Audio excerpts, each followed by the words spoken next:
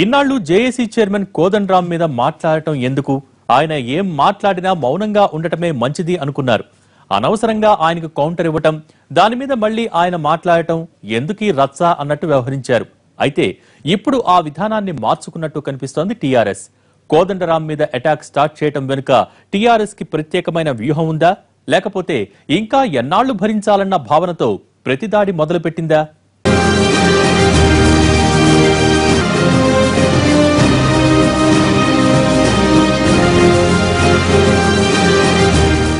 TRS ప్రభుత్వం అధికారంలోకి వచ్చిన 2 ఏళ్ల వరకు కూడా జేఏసీ చైర్మన్ కోదండరాం ప్రభుత్వం మీద ఎలాంటి ఆరోపణలు చేయకుండా అంతా బాగానే ఉందన్న రీతిలో స్పందించేవారు. కనీస సమయం ఇవ్వాలి కదా అన్నట్లు ఉండేది ఆయన వ్యవహారం. ఆ ధోరణితోనే ఆయన ప్రభుత్వంపై మొదటి 2 ఏళ్లు ధ్వజమెత్తలేదు. 2 ఏళ్లు ముగిసిన తర్వాత కోదండరాం తనదైన శైలిలో స్పందించడం మొదలుపెట్టారు. సర్కారు రియల్ ఎస్టేట్ వ్యాపారులకు అండగా ఉండే నిర్ణయాలు తీసుకుంటుంది తప్పితే రైతులకు ఉపయోగపడేది మాత్రం చేయటం లేదంటూ చేతకాకుంటే దిగిపోండని ఘాటైన విమర్శలే చేశారు జేఏసీ చైర్మన్.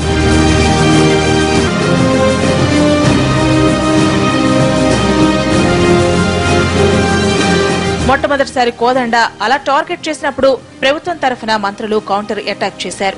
అసలు నీది ఏ జేఏసీ అంటూ నిలదీసే ప్రయత్నం చేశారు. ఆ తర్వాత ఇతర ప్రజాప్రతినిధులు కూడా కోదండరాం కుబుసం విడిచిన నాగుపాము మాదిరిగా మారాడంటూ ఘాటైన వ్యాఖ్యలు చేశారు. అయితే వారి దాడి ఒక్కరోజుకే పరిమితమైంది. 2వ రోజు నుంచి అందరూ సైలెంట్ అయిపోయారు. ఆ క్రమంలో కోదండరాం విదేశాలకు వెళ్లే ముందు మంత్రులు అడిగిన ప్రశ్నలకు తనదైన రీతిలో సమాధానమిచ్చారు. అయితే అప్పుడు టీఆర్ఎస్ నుంచి ఎవరూ స్పందించలేదు.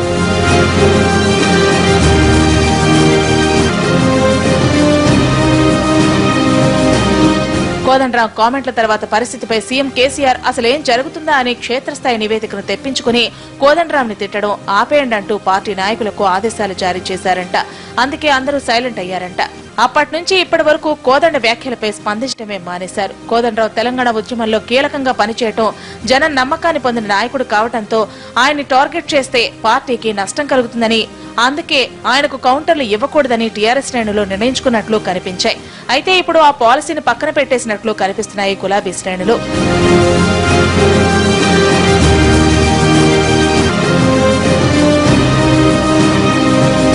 రీసెంట్ గా రైతు జేఏసీ సమావేశంలో మాట్లాడిన ప్రొఫెసర్ కోదండరాం రైతుల్ని పట్టించుకుంటేనే మళ్లీ ఓట్లేస్తారు తప్పితే లేకపోతే అంతే సంగతులు అన్నట్టు వ్యాఖ్యానించారు.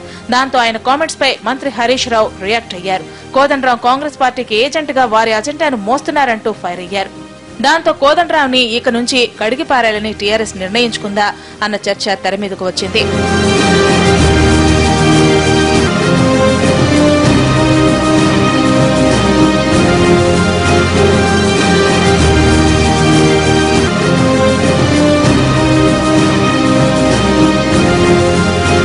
సాధారణంగా ఇప్పటి వరకు కాంగ్రెస్ ఆరోపణలు చేస్తుంటే రాజకీయంగా ఎదురుదాడి చేసేది టీఆర్ఎస్. మీరు అధికారంలో ఉన్నప్పుడు ఏం చేశారని ప్రశ్నిస్తూ వచ్చింది. అయితే ఇప్పుడు క్షేత్రస్థాయిలో విచారణలు జరిపి జేఏసీ టీంతో పరిస్థితులు అధ్యయనం చేసి మాట్లాడుతున్నాం అని కోదండరాం చెబుతున్న క్రమంలో ప్రజల్లోకి ఎలాంటి సంకేతాలు వెడతాయో అన్న ఆలోచనలో పడినట్లు కనిపిస్తోంది టీఆర్ఎస్. అందుకే కోదండరాం మీద అటాక్ స్టార్ట్ చేసిందంటున్నారు. కోదండరాం కి ఇంకా కొంత క్రెడిబిలిటీ ఉండటంతో ఆయన వ్యాఖ్యలు కొందరిపై అయినా ప్రభావం చూపించే అవకాశం ఉంది.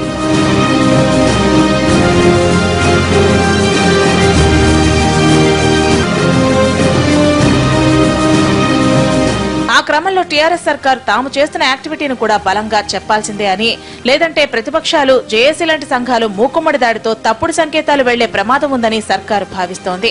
అందుకే కౌంటర్ అటాక్ చేస్తున్నారు అధికార పార్టీ నేతలు. దీనికి సంబంధించి ఇటీవల జరిగిన కేబినెట్ మీటింగ్ లో సీఎం కేసీఆర్ ప్రతిపక్షాలు చేసే విమర్శలపై ఎందుకు స్పందించడం లేదని గట్టిగానే క్లాస్ పీకారంట అందరికీ.